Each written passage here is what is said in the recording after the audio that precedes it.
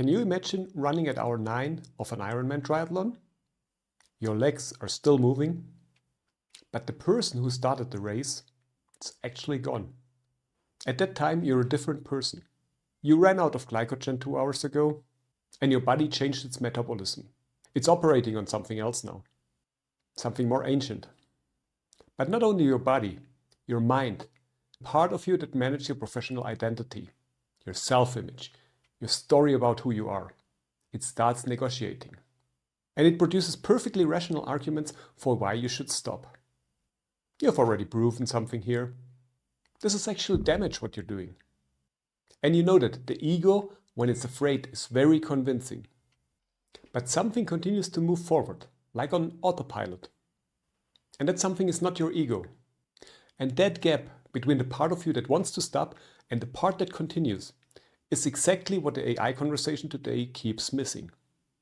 Because right now, if you're a professional in your 40s or 50s, and you're watching AI systems replicate the outputs, the expertise, the accumulated knowledge that took you decades to build, and with that you sense something. Maybe it's not anxiety, but it's a kind of uncertainty. And this uncertainty is real. But it's also a misidentification of the threat. And this is what I want to talk about in this video. And I want you to leave here with a precise understanding of what you actually possess. Something that no algorithm can touch. And by developing it, especially right now, is the most urgent task for you in midlife.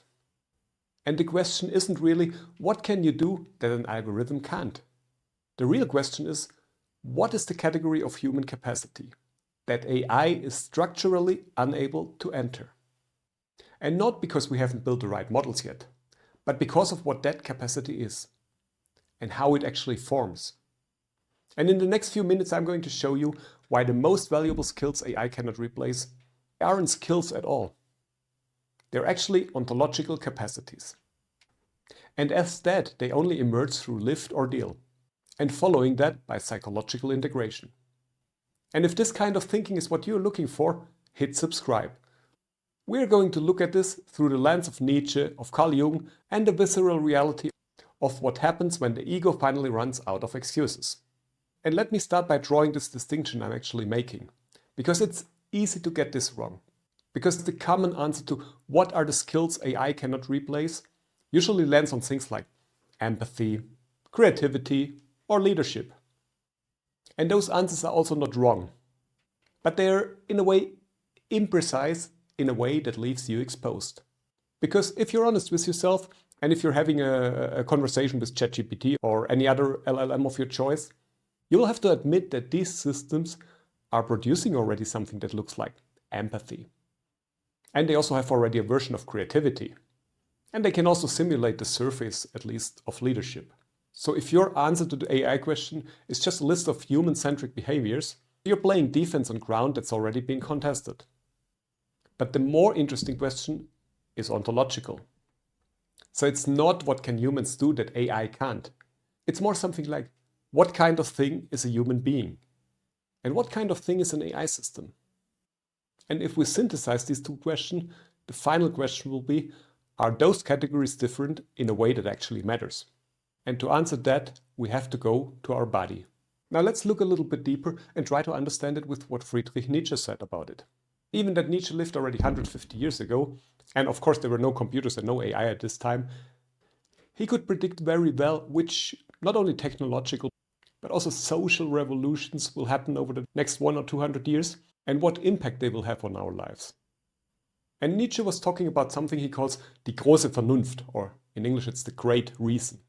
And by that he doesn't mean the intelligence up here in a cognitive sense. He is talking about the body itself as a deeper form of intelligence, as one that comes before thinking and goes way beyond it. And Nietzsche believes that the body carries the accumulated wisdom of everything you've lived through, not as a database of facts, but as an orientation toward reality, as a way of being in the world that precedes every conscious decision you make. This isn't something esoteric or mysticism. It's a philosophical claim about how we actually know things. So think about it for a minute. Nietzsche says the deepest intelligence isn't located in the part of you that produces sentences or follows instructions. It's distributed through your whole organism. And that's why I brought the Ironman example in the beginning. Because after 9 hours physical effort, you feel this directly. That the body isn't just a machine running low on fuel, but that it's the great reasoning sustaining a level of coherence that no conscious decision-making process could manage in real time.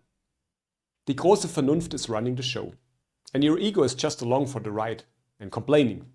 And this is now where the distinction from AI becomes sharp. AI systems are extraordinary at pattern recognition and output generation.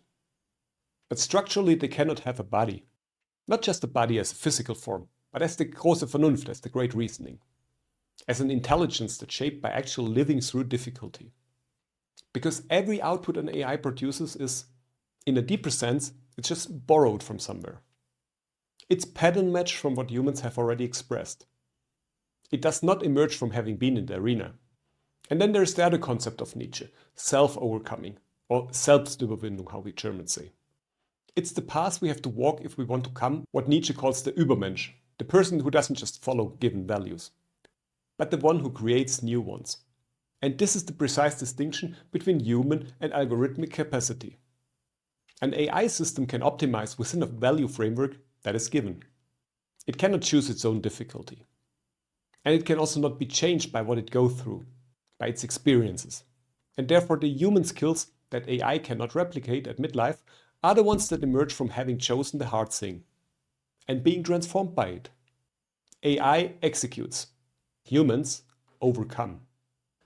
Now, Carl Jung took this idea of Nietzsche even further, because Nietzsche showed us that the body is a deeper intelligence than the ego. And Jung finally showed or explained us why. And what that means for the structure of our psyche. Because Jung distinguished between the ego and the self. The ego is the center of your conscious identity. The part of you with a job title, a mortgage, and a set of fears. It's the narrator. It's the part that negotiates in hour 9 of the Ironman. But the self, Jung writes it with a capital S, is the wholeness of your psyche. It includes the parts of you that are still in the shadow, unintegrated, undeveloped. So the self is much larger than the ego, and it also has a different agenda. In hour 9, the ego wants to stop. And it has excellent reasons. It's suffering, and it's very articulate about its suffering. But something else, the self, continues. Now, there's a part of consciousness that watches the ego suffering and remains somehow unmoved. Not indifferent, not suppressing the pain, just not exactly identical to it. And this part observes the ego's argument for stopping with a strange, detached clarity. And then it decides to keep moving. And that observer consciousness is the irreplaceable human core. Again, AI systems are brilliant at simulating ego outputs. The patterns, the recommendations, the responses of the competent professional ego. But they cannot simulate self-integration. They cannot replicate the consciousness that has held suffering in awareness without being consumed by it. That has integrated contradiction and shadow material into more complete wholeness. And that has been changed by what it has lived through.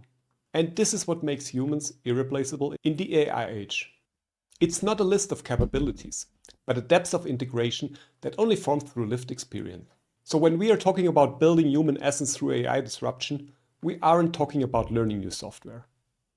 We are talking about moving from ego-driven performance to self-driven presence. And this is a different category of existence entirely. So let's make this concrete.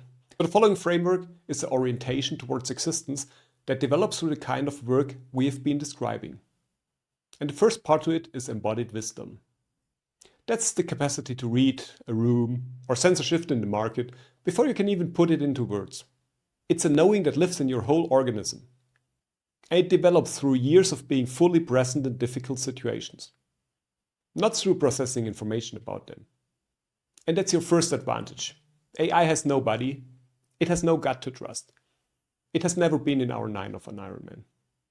The second trait is value creation, but more in a Nietzschean sense. And he means it in a way like the ability to look to a broken system and say, this is no longer true. I will build something else. I don't believe in that anymore. And such decisions require that you have confronted your own shadow, that you have seen where your values came from, and that you have chosen which ones to keep and which ones to give up. AI cannot do that. AI can only reflect the values embedded in its training. It cannot interrogate them from inside. The third one is integrated selfhood. That's the capacity to hold contradiction without collapsing it into a simple, efficient answer. To be simultaneously the person who is struggling and the person who is leading. And this can only be developed through a history of integrated failures, and not through avoided ones. There's no shortcut to this. The fourth one is relational depth. And that means not empathy as a performance, but the capacity to be truly present with another person's reality, because you have been truly present with your own. And this is, for example, what separates a mentor from a consultant, or a leader from a manager, or a human from a very sophisticated mirror like AI. And the last one, the fifth one, and that's also the one that took me the longest to name, is the capacity to hold suffering in awareness without being consumed by it. And that's the philosophical capacity that hours 8 through 10 develop. And I'm not talking about now resilience in the motivational sense. It's something stranger and more precise. It's the ability to remain the conscious observer of your own experience, even when that experience is extreme, and to watch how your ego negotiates. And at the same time, not to be identical to the ego. So what I didn't understand until years after my first Ironman was that the capacity I developed out there wasn't athletic. It was philosophical. I thought I was learning endurance and getting better in it. But what I was actually learning was how to not be identical to my ego. How to watch the part of me that wanted to quit and keep moving anyway. Not by suppressing it, and also not by ignoring it, but by holding it and taking it with me without being consumed by it. And that's something you cannot learn by reading philosophy or personal development books. It's something you have to experience. The territory here is not replaceable by the map. You have to go out into the territory. And these are the capacities that no algorithm can touch. Not the things that you learn. The things you become. The things you overcome. Because they are forged through the willingness to stay present when your ego wants to leave. And to enter and to get absorbed in the difficulty fully. To let the ordeal change you rather than just survive it. That's the work you have to do in midlife. Not because midlife is a crisis, but because that's the time when you finally have enough lived experience to do the integration that makes you really irreplaceable. Now, the question I want to leave you with is this. Which of the capacities we talked about have you actually developed? And which ones has your career been quietly suppressing? And sit with that for a while. Because if you can answer this question for yourself, it's more than I could give you. But if you want some help in understanding which of these orientations you have already built, the archetype test on our website is a useful place to start. You find the link below in the description. And if you want to continue this work and become or stay irreplaceable, I'll see you in the next video. Thanks and goodbye.